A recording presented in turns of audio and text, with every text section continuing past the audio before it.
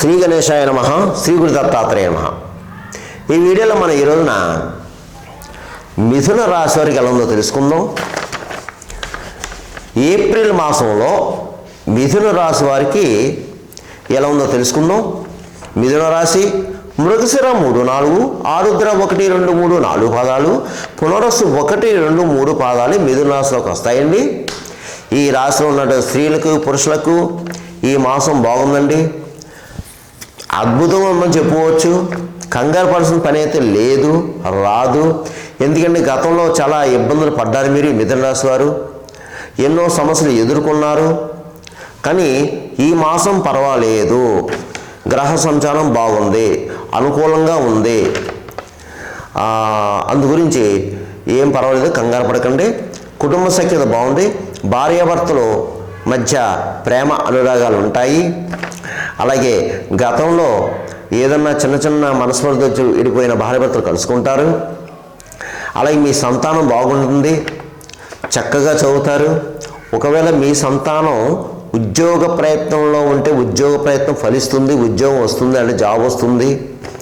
అలాగే మీకు ఆర్థికంగా బాగుంటుంది ఈ మాసం. మీకు గతంలో కాస్త చిన్న చిన్నగా రుణాలు అది చేసి ఉంటారు, కానీ ఈ మాసం మీరు కొద్దో గొప్ప రుణాలు తీర్చడానికి అవకాశాలు కనిపిస్తున్నాయి. ఒకవేళ మీకు ఎవరైనా ముందు బాకీలు ఉంటే, అంటే రావాల్సిన బాకీలు ఉంటే కూడా వసూలు అవుతాయి గట్టిగా ప్రయత్నం చేస్తే. అలాగే మీకు వాహన యోగం కనిపిస్తుంది ఈ మాసం. ఏదో పాత వాహనం కొత్త వాహనం, లేకపోతే డైరెక్ట్గా కొత్త వాహనం కొనడం జరుగుతుంది. గృహయోగం కనిపిస్తుంది, గృహ నిర్మాణం చేపడతారు, శుభకార్యాలు చేస్తారు, శుభకార్యాలకు హాజరవుతారు.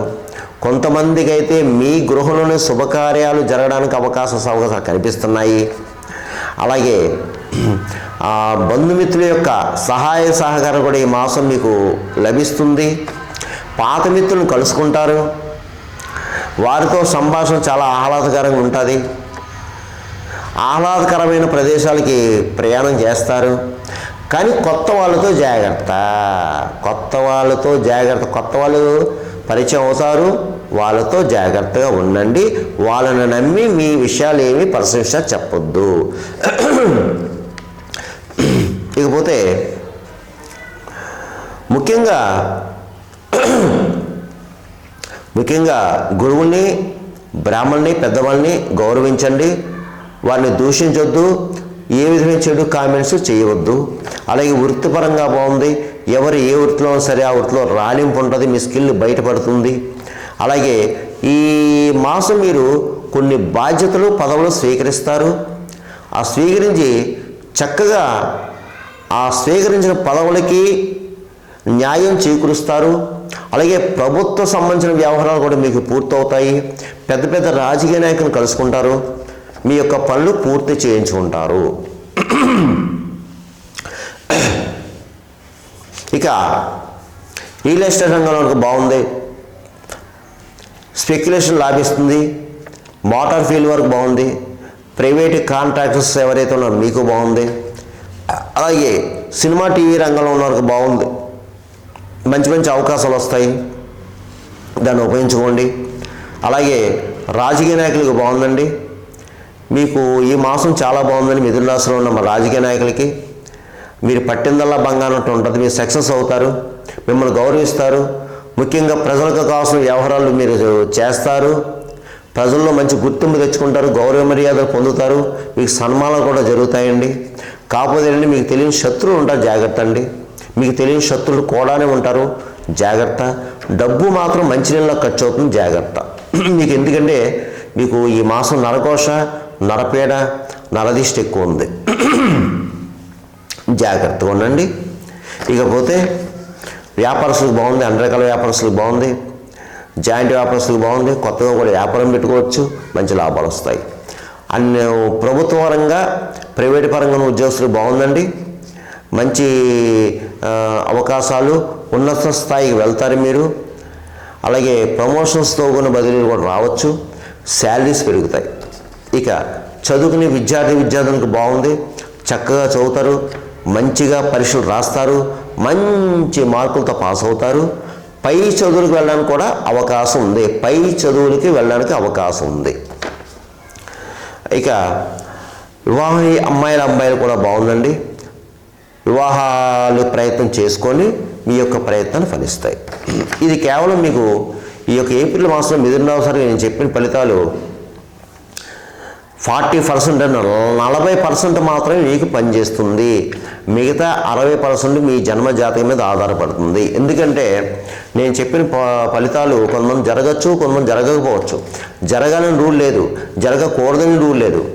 ఎందుకంటే చాలామంది కాల్ చేస్తున్నారు, గురువుగారు మీరు చెప్పినవి జరిగినాయండి, బాగున్నాయండి, మేము ఫాలో అవుతున్నాయని కొంతమంది, గురువుగారు మీరు చెప్పినవి జరుగుతా లేదండి, జరగలేదని కొంతమంది ఫోన్ చేస్తున్నారు. ఎందుకని గుర్తుపెట్టుకోండి, రాశి ఫలాలు అంటే గోచారం అంటే జన్మజాతకం చూసుకోవాలి. జన్మజాతకం ఉన్న పరిస్థితి ఏంటి, లగ్నాతో ఉన్న యొక్క గ్రహ సంచారం పరిస్థితి, జరిగే దశ అంతర్దశ ఇవన్నీ ఉంటాయమ్మా. దాన్ని బట్టే జరుగుతుంది. అందు గురించి మీకు ఏమైనా ధర్మశాస్త్రం ఉంటే కింద నెంబర్ కాల్ చేయండి. ఆఫీస్ వాళ్ళకి అపాయింట్మెంట్ తీసుకోండి. మీకు తగిన సలహాలు సూచనలు ఇవ్వడం జరుగుతుంది.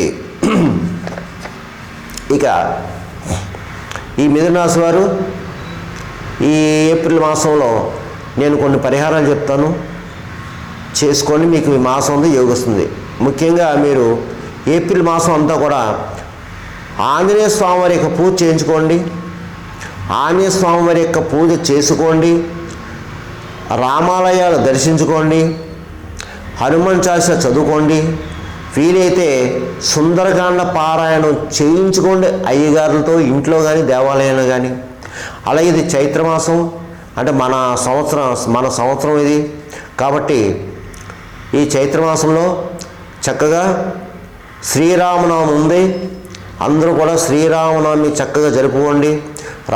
సీతారాముల వరకు కళ్యాణం చూడండి, పాల్గొనండి, అన్నదానంలో పాల్గొనండి, చక్కగా తిలకించండి. ముఖ్యంగా వివాహం కాని అమ్మాయిలు అబ్బాయిలు, అలాగే సంతానం లేనివారు, అలాగే ఇతర ఎవరు ఏ సమస్యతో ఉన్నా సరే ఆ సమస్యతో బాధపడేవారు ప్రతి ఒక్కరు కూడా ఆ సీతారాముల కళ్యాణం చూడండి, పాల్గొనండి.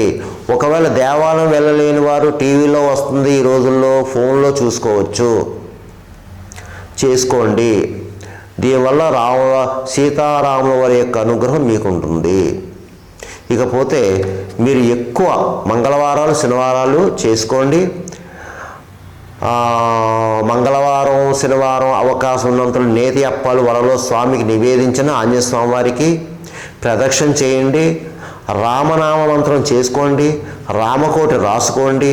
మీరు ఎంత ఎక్కువ ఈ మాసం రాముల వారిని ఆంజనేయ స్వామిని పూజించుకుంటే ఈ సంవత్సరం అంతా మీకు యోగిస్తుంది. ఇకపోతే మీరు గణపతిని కూడా ఎక్కువ ఆరాధించుకోవాలి. లక్ష్మీ గణపతి ఆరాధించుకోండి. ఒకళ్ళు ఎవరైనా ఎక్కువ సమస్యతో బాధపడేవారు, సకల శత్రు రోగ రుణబాధ ఉన్నవారు వీలైతే ఒక బుధవారం రోజున లక్ష్మీ గణపతి హోమం చేయించుకొని దేవాలయంలో. ఇక మూగజీవులకు ఆహారం పెట్టండి.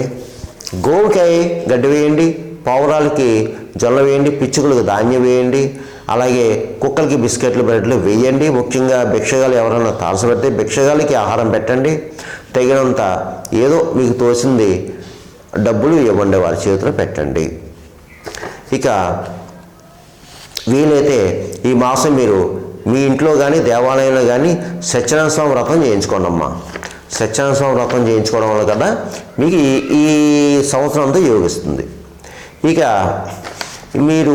మీలో ఎవరైనా ఈ మిథున రాశిలో ఉన్నవారు ఏప్రిల్ మాసంలో పితృదోషం ఉన్నవాళ్ళు, ముఖ్యంగా పితృదోషం ఉన్నవాళ్ళు తప్పకుండా పితృకార్యాలు చేసుకోండి. మీకు దగ్గరలో ఏదైనా నదీ క్షేత్రం ఉంటే మీ పితృదేవతల యొక్క తిథిని బట్టి కానీ లేదంటే అమావాస్య రోజున కానీ మీరు వెళ్ళి చక్కగా నదీ క్షేత్రం వెళ్ళి అక్కడ పితృకార్యాలు నిర్వర్తించండి.